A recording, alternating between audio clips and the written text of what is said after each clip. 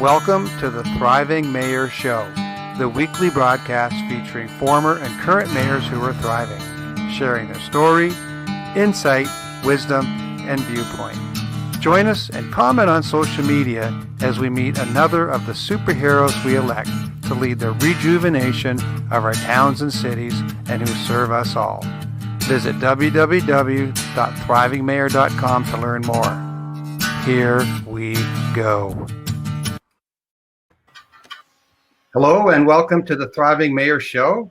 It's a weekly show celebrating mayors, the superheroes who we elect to lead our cities and towns. Today on episode number 1, I'm extremely honored to welcome a 3-term mayor from Cobourg, Ontario, Peter Delanty. Peter, how are you? I'm fine, Michael. I've never heard myself described that way as a mayor before. So thanks very much. That's unusual. I've been called many things, but anyways, as a thriving mayor, well, perfect. I feel better already. Well, I can attest from personal experience that you certainly are. Just before we launch in, Peter, I just wanted to extend my heartfelt gratitude and thanks to all the mayors and the councilors, staff, and frontline workers who are all putting in such a huge contribution and sacrifice and dedication to help keep all of us safe in our cities and towns. And right from the bottom of my heart, I have a huge amount of gratitude for all of these amazing people. So Peter, first off, can you please tell us what is your favorite park in the town of Cobourg? Well, my favorite park. Well, my favorite park, that's a great question. It's easy to answer. They got one down here in the east end of Cobourg where they have tennis courts, playgrounds, ball diamonds, and a lot of trees growing and everything else. And it's you'll be able to find it easy. It's called the Peter Delanty Park. And it's not even called the Peter Delanty Memorial Park. So I'm still alive and above ground to look at it each day when I ride by on my bike. That's amazing. So still getting lots of exercise and enjoying your park. Lots of exercise. Actually, that's a beautiful park and a great honor that the town gave me to name that after me. But my favorite park, of course, and anyone in Cobourg has to be Victoria Park.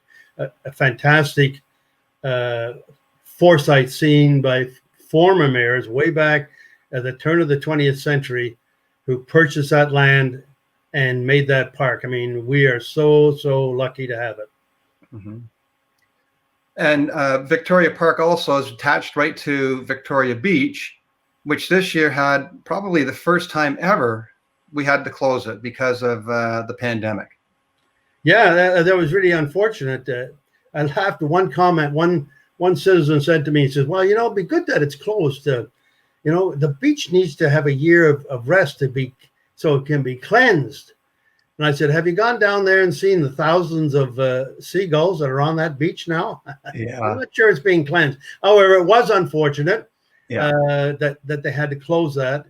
For us Cobourg people who sort of knew the terrain, if they really wanted to go for a swim and enjoy the water, you just had to go about maybe a quarter to a half mile west of there to the West Beach and go for a swim there. And a lot of people did. It wasn't crowded or anything, but it was nice to be able to swim in Lake Ontario. Yeah, and that West Beach has quite a nice boardwalk on it as well, and the ecology garden, which I think were partially developed under some of your term.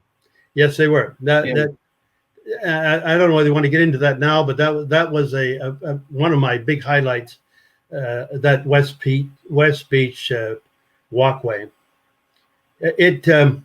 I'm really involved in the Waterfront Trust, Regeneration Waterfront Trust. It's headed up by David Crombie, the former tiny mayor of the city of Toronto.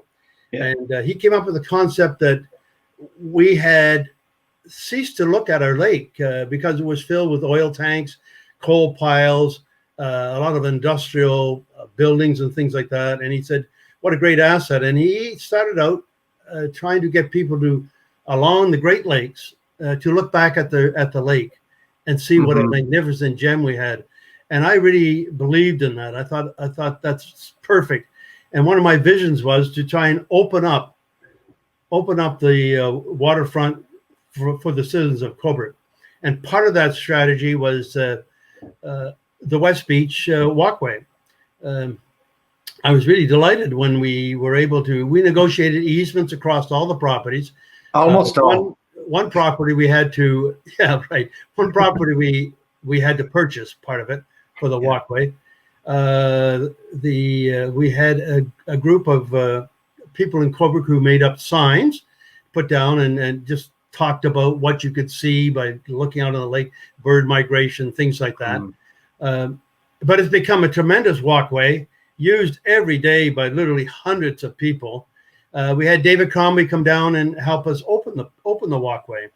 So I'm really delighted. We can go from Ontario Street on the west end of Cobourg right over almost to Church Street on the east end and walk along our waterfront. Not every community has that great privilege. Yeah, I'm very proud of that. That our council was very supportive of that.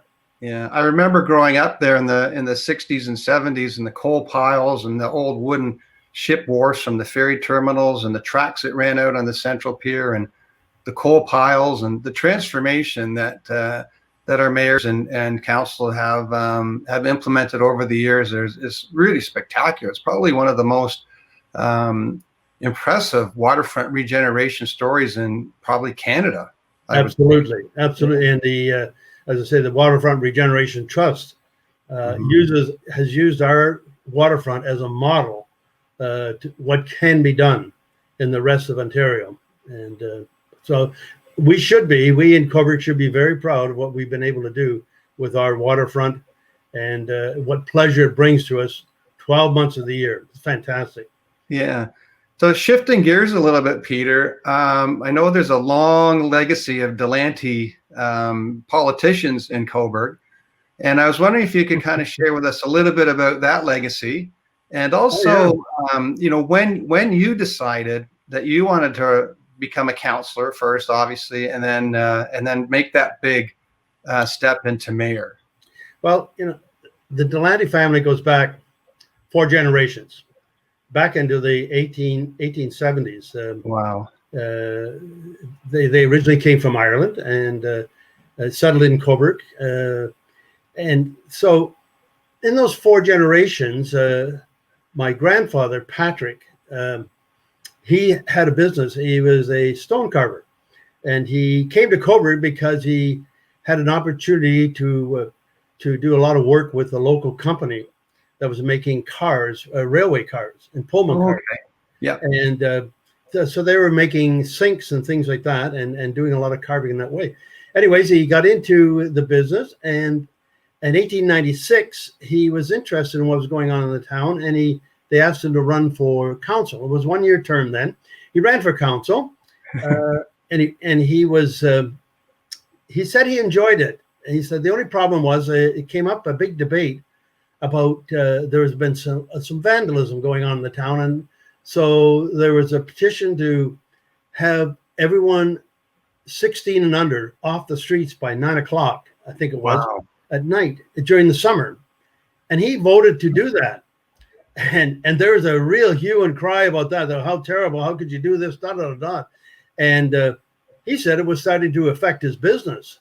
They rescinded the bylaw, but he said after that that's the only year I wanted to be on council, and he only ran the 1 term.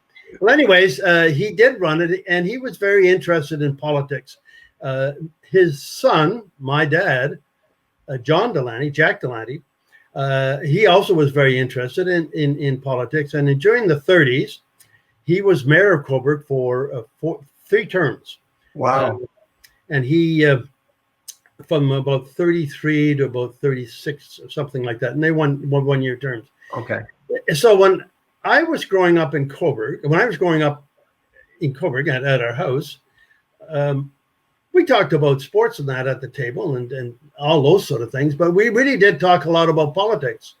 And we had a lot of politicians who would drop around the house because my dad was involved in politics.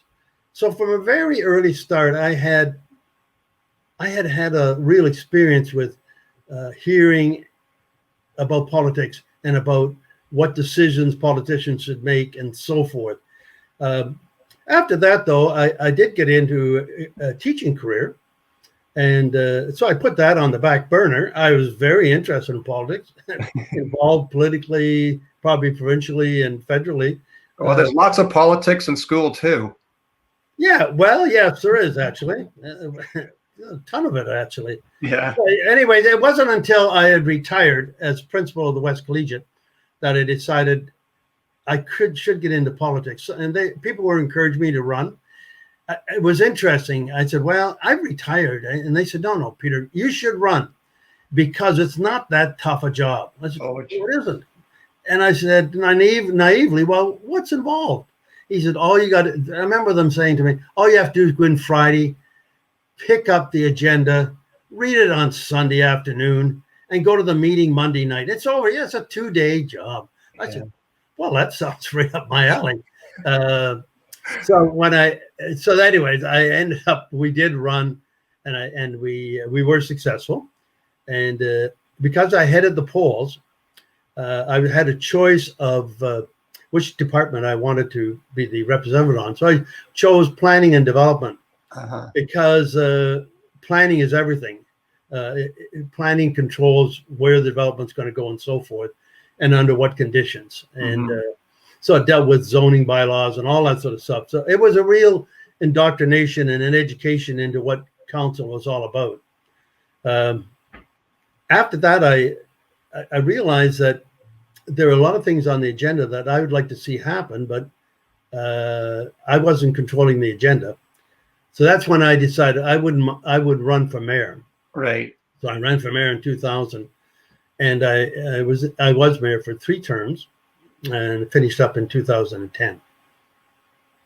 And those were it was a great experience. As I said, my dad was the mayor of the town. He was also on the public utilities. My grandfather was on council. I had an uncle who was on council. So yeah, it was pretty well in my blood. So am I correct in assuming that you ran for 4 elections and you won every single one? Yes, that's right. I headed the polls each time, and the one time I ran for mayor, I didn't have any opposition. Oh, acclaimed. So yeah, it was acclaimed. It was. I had a great. That was a lot of fun, and one of the things we made our mind up, my wife and I, was that we would go and we would knock on every door in Cobourg. Yeah. And in each campaign, and we did that, and so I got to know a lot of people and. Different parts of the town that I hadn't really paid much attention to or visited, and it helped me after when I was mayor that I knew exactly the streets, the area they were talking about, and I knew what their pluses and minuses were and how we could improve it. Yeah. So you never really had a stressful election night, but maybe the first one or the first mayoral. Every election night is stressful. Hey, you never know, which way the people are, which way they're going to go. Yeah, you work as hard as you can, and hope that you get rewarded for it. But no, when you're sitting there and waiting for the first polls to come in, it's a tense moment. Yeah. No, I never was foolish enough to think I've got it made. That's always a mistake. Was there ever an election that you went in that you didn't win? Not that I can recall. That's amazing, Peter.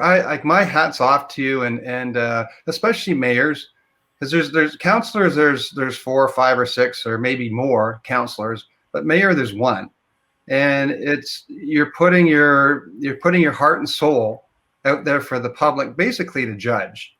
And knowing that you're under this public spotlight, the scrutiny, and there's only going to be one winner. So my hat's off. It's that is such an important role that people play, and I think for the rest of us who haven't gone into politics or put ourselves out like that, it seems really intimidating. So I envy the courage that mayors show and applaud you. As well, and congratulations on winning every single election you ever went in. Well, I think the big thing, Michael, is that you run on your record, And if you feel pretty confident that you've made Cobourg, for instance, a better place to live in, your people, the citizens are intelligent, and they recognize, our town's gone forward. It is a better place to live in. There's new industries in the town. There's new initiatives economically, socially, to make our town better. And generally speaking, they'll say, that's good, and we're confident, and we reward you for that. So I think you have to work hard. And every election that comes along, there are different issues that come up for that particular election. But I do think if you have made the town a better place to live in, most citizens will recognize it and reward you for that. And I really love the way that that you tied in the work that you did as mayor and the parks that you had a hand in. And now that every day when you're riding your bike, you can go by them, you can enjoy them, you can exercise in them, and see that living and lasting legacy. Well, one of the first things we did, Michael, when we were talking, you're just talking about parks. One of the first things we decided to do the first year I was mayor was we came up with a slogan: "Let's spiff up the parks," and we focused on Victoria Park. So we put in sidewalks, we planted new trees, we upgraded the buildings. So we did all those things just to make the park a better place it was more accessible, and it was more attractive, and we almost gave it a fresh new look. So yeah, parks were important, and that Central Park is so important to Cobourg. It became one of the very first things we did. But being mayor requires you thinking, how am I going to get this council to think beyond the potholes and the street lights, which are out, and they'll always be there, and you'll always have to make sure that they're maintained and they're fixed. So what I would do, Michael, is I'd take within about the first 2 weeks or 3 weeks of the council, I would take the council away for a 2-day session. And in that session, led by people who know how to motivate and how to see what councillors want to do, I'd say, okay, what do you want to achieve in the next 3 years? And a lot of great brainstorming happened. And out of that brainstorming, a lot of creative ideas came up. They weren't mine. They were the councils. They came up with these ideas. We want to do this. And suddenly their focus and my focus was on a global kind of view of running a town of Cobourg. Right. And it wasn't just maintenance and making sure that taxes didn't go skyrocketing and things like that. We knew we had a vision of where we wanted to be at the end of 3 years. And so I would say to each council, okay, we come up with this idea, or councillor rather, you come up with this idea, that's in your department. And I'd say to the other council, well, that's in your department. If it deals with parks, it's in Parks and Rec. If it deals with planning, it's over here. If it deals with roads.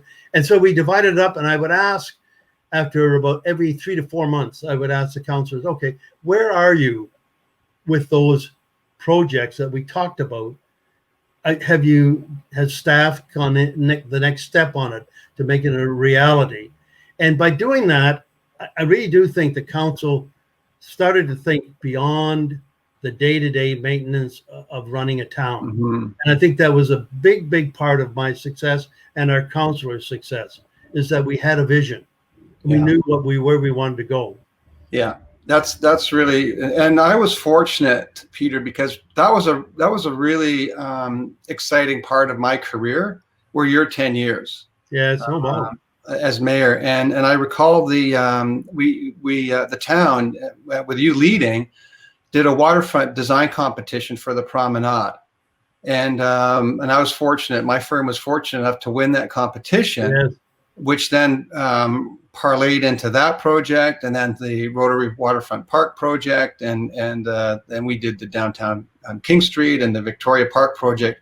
And I remember doing Victoria Park. We put a new splash pad in, and then redid the beach hut canteen, and it was really fun working with staff back then, because you with your vision, staff was kind of had an open hand to a broad brush, they could come in and say, well, let's put a pirate ship.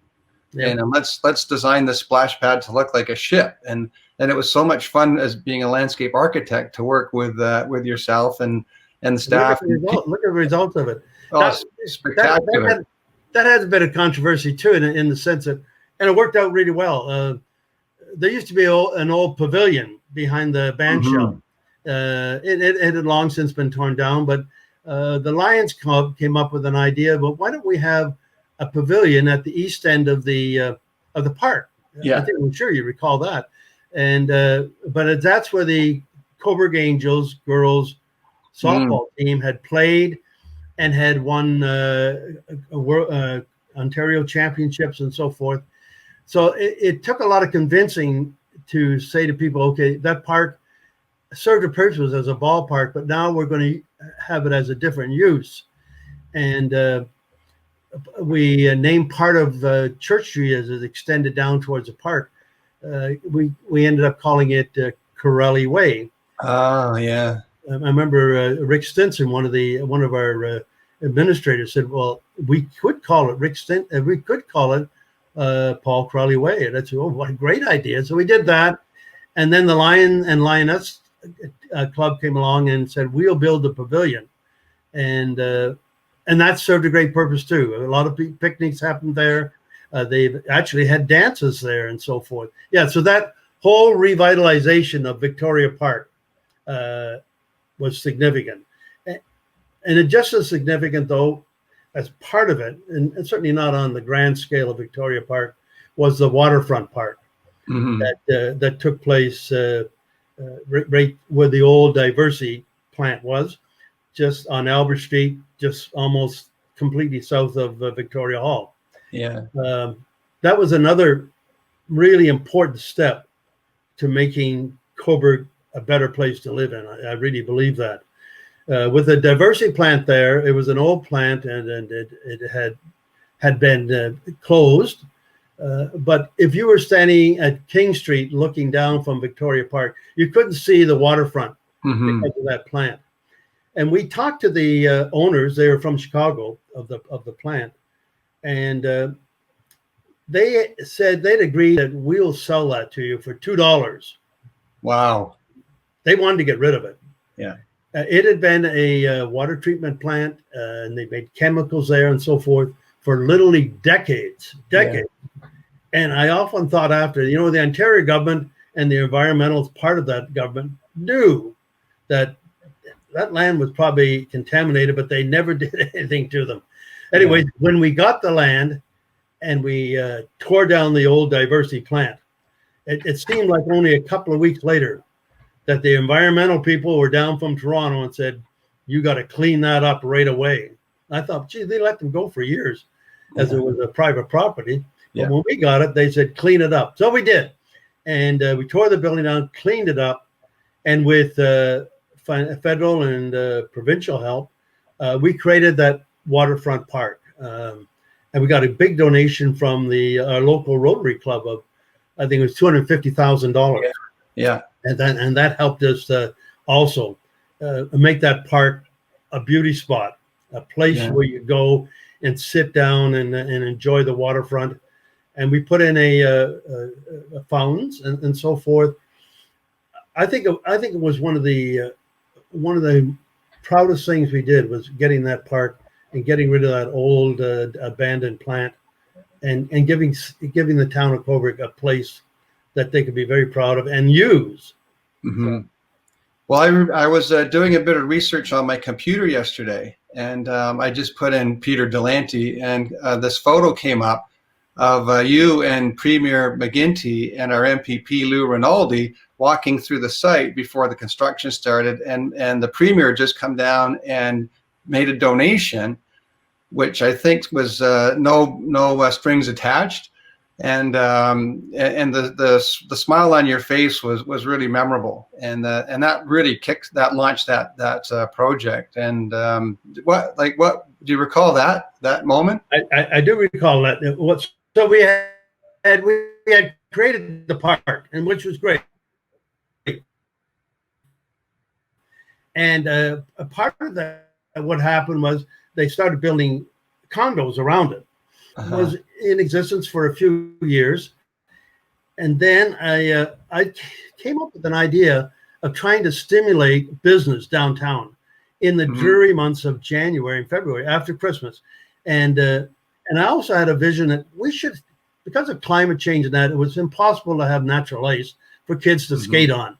And skating inside a rink was fine, but there wasn't, I mean, if you're outdoors, it was different. It was fresh air. It was, you could look around and enjoy the landscape and so forth. So I had this idea, let's have an outdoor rink. And, but of course, it was going to cost a lot of money. So I approached Lou Rinaldi, our MPP, and I said, Lou, all the time I've been mayor, I've never come to you and asked you for a dime. I said, but I am going to ask you for a dime now. He said, well, how can I sell this to the folks in Toronto? I said, it's an economic development sort of thing. We're trying to get people from downtown, go for a skate, go have a coffee, or maybe look in a window and say, oh, I'd like to go and buy that sweater and so forth. And he said, well, okay. So I knew I was on a good line with that. So I just kept pushing it.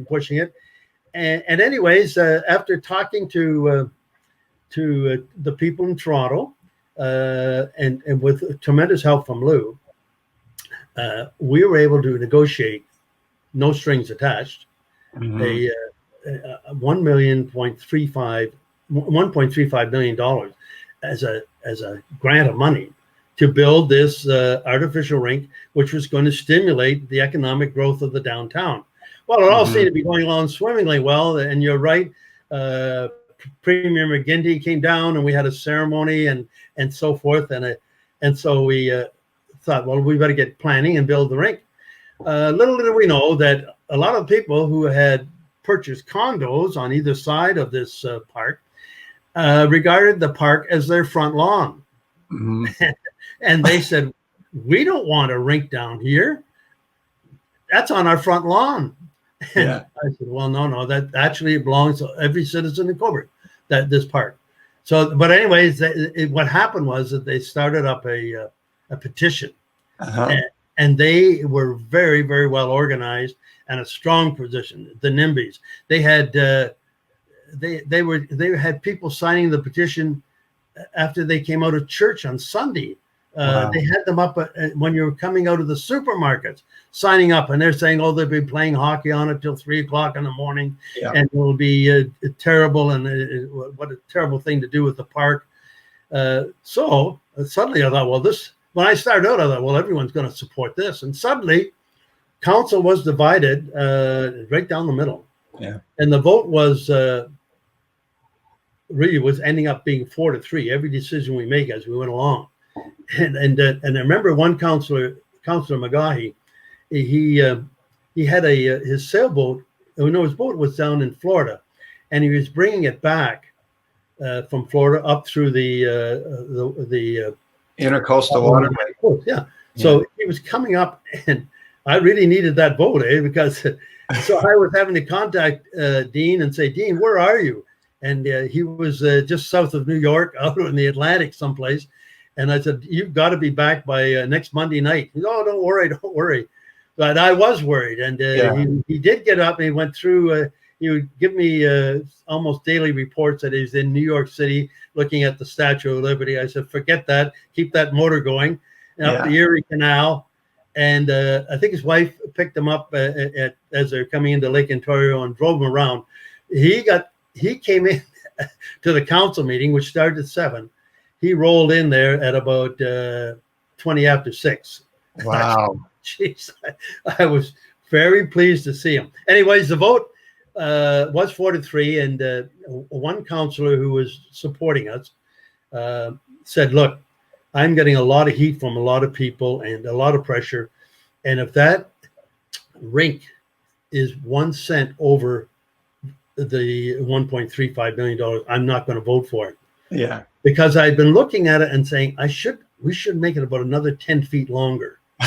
And so I had to put that on the back burner. I wasn't able to do that, but it was so it was a very difficult, even up to the I remember when they were coming down to start to clear the land to build it. One of the protesters came down and was standing in front of the shovel. And so the fellow operating the shovel, he owned the shovel. He listened to him, and he said, "Okay, I've listened to you. Now get off here. I'm going to start digging." I mean, right up to that moment, there were still people who were protesting to the last second. It did go in, and anyone who lives in Cobourg knows that during the January, February, and the latter part of December, that rink is full nearly every day, and right up till about 8 o'clock at night when it's closed down. And during the summer, we put up a pond on it with a fountain, and it's really a cooling kind of experience during the summer. It's been a great success, and So, but it was a tough battle. We couldn't hold our council meetings in the council chamber. We had to hold them in a large the ballroom, the concert hall, because there's so many people coming to the meetings. And you had to be careful with every word you said, because they would say, "Oh, there, see, he said something that maybe we can turn this around." Do you remember the one presentation that we made, Peter, right before the vote? And we said we're going to do a presentation at, I think, 7 p.m. and 9 p.m. to give people a chance to come and hear it. Yeah, I remember. The ballroom was full at quarter after 6. And then you came to me and you said, "Mike, are you ready?" I go, "I'm ready. Presentation now." Yes. So we sped it up by 45 minutes, did the presentation, and it went great. And at 9 o'clock, 2 people came, which was kind of anticlimactic. Yes, it was. Yeah. And should we share with our listeners what the nickname that the rink was given?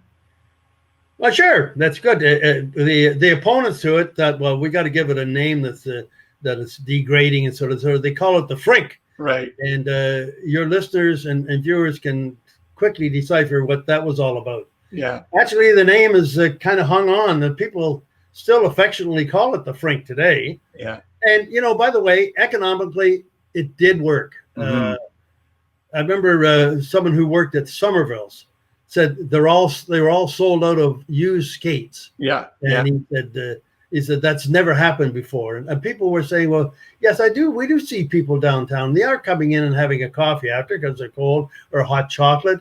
So it did bring people downtown. And I think it still does today. Otherwise, during those cold months, they may not come down to the main street for literally weeks on end. Yeah.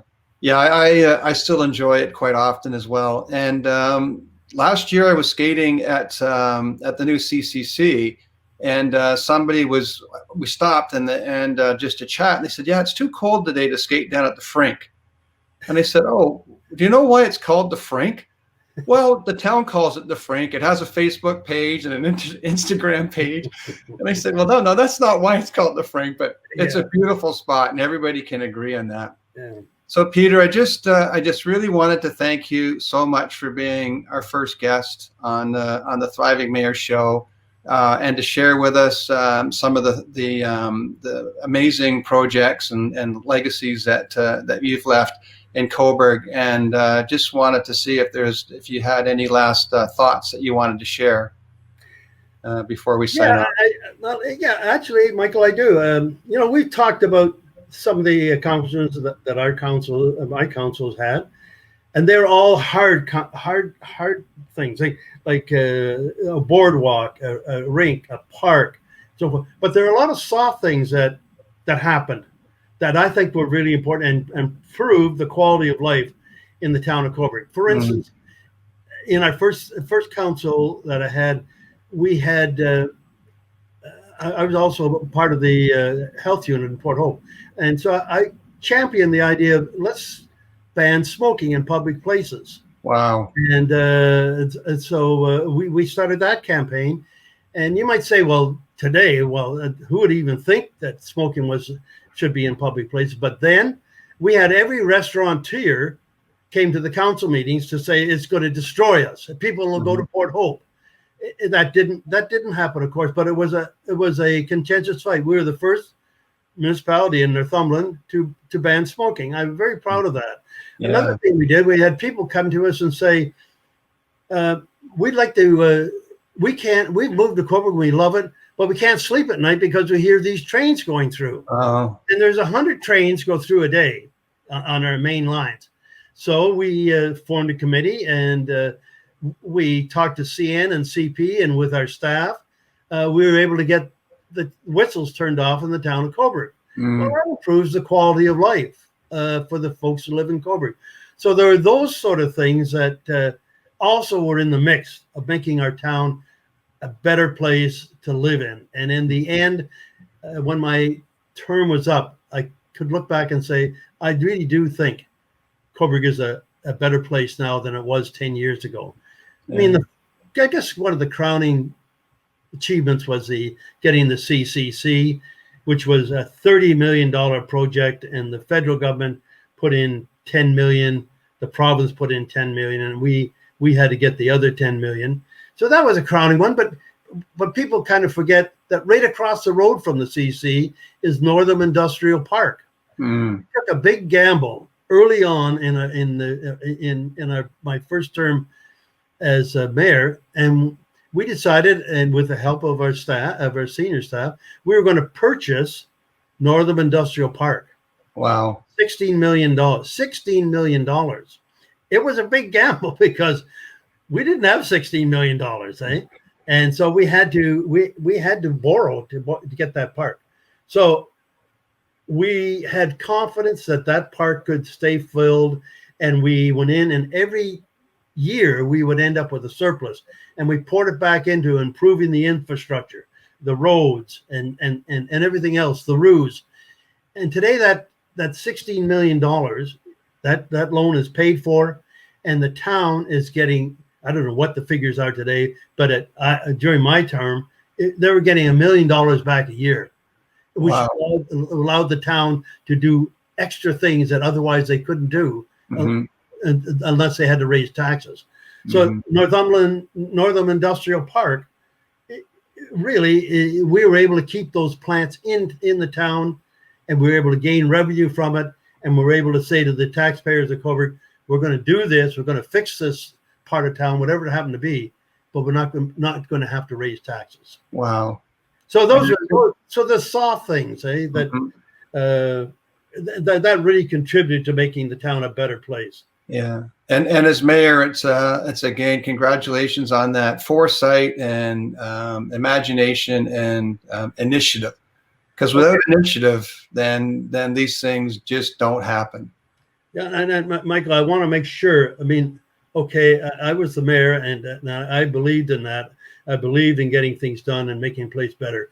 But that wouldn't have happened without a strong senior administration, without a strong council. I was very, very fortunate to have both. Amazing. Well, thank you very much, Peter. It's been a pleasure and an honor to host you as our first featured mayor on the Thriving Mayor Show. Well, thank you very much for having me on. I appreciate it. It was fun. Thank you. And watch your social media feeds for promotion for our show next week. And thanks, everyone. And thank you again, Peter. Okay, Michael, you take care now. Have a great day. Thank you for joining the Thriving Mayor Show. Make sure to like and share and tell your friends and colleagues.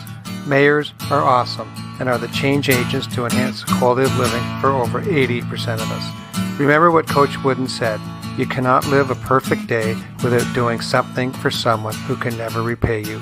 Much love and peace. Until next time.